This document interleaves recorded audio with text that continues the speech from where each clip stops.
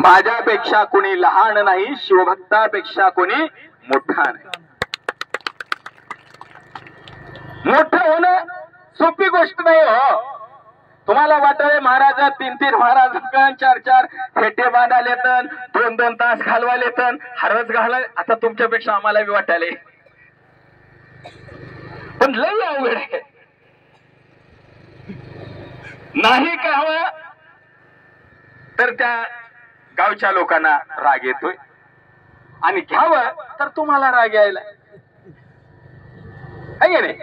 सत्कार नको म्हणावा तर ते लोक म्हणा एवढं तुमच्या दिंडीत स्वागत करावं, 25,000 लोकांना जेवाय करावं, आमच्यासाठी वेळ नाही का म्हणा. आणि तुम्ही म्हणा आले की हे महाराज लोक फेटे बांधे हिंडाले तर फोटो काढत हिंडाले.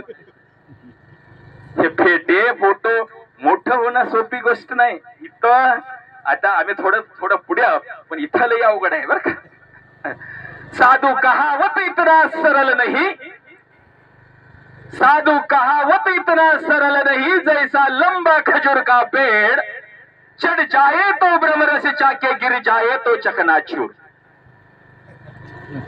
एवढं सोपं नाही.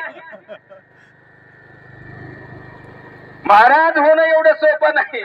ते फेटा जे आहे ना, मी सांगितलं फेटा असा मधून रुतत एवढा,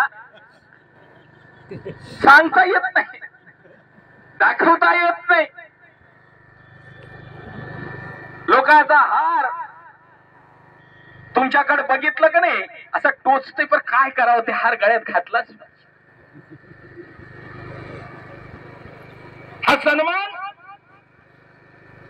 तुमच्यामुळे आमचा. आपण आम्हाला एक बार सांगितलं होतं, महाराज होते की बाबा लोक आमचा सन्मान उग करत नाहीत, आम्ही भक्तासोबत कपिलधारला जातो म्हणून एवढा सन्मान करतात.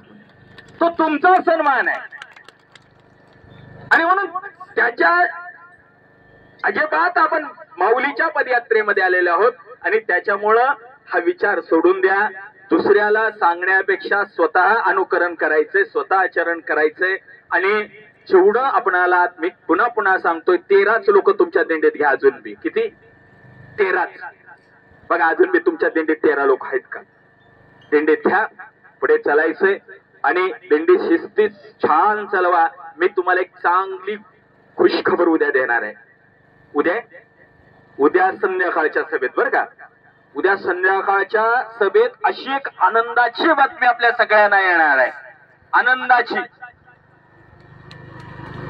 की तुमच्या सुद्धा स्मरणात राहील अशी आनंदाची बातमी येणार आहे. आणि ती फक्त कधी सांगणार आहे मी? उद्या संध्याकाळी. आणि म्हणून आता सगळ्यांनी मी सांगितलो शिस्तीत कसं चालायचं आता मी सांगणार नाही, आताही सांगणार नाही, उद्याही सांगणार नाही. फक्त आपल्या जे दिंडी प्रमुख आहेत त्या दिंडी प्रमुखांना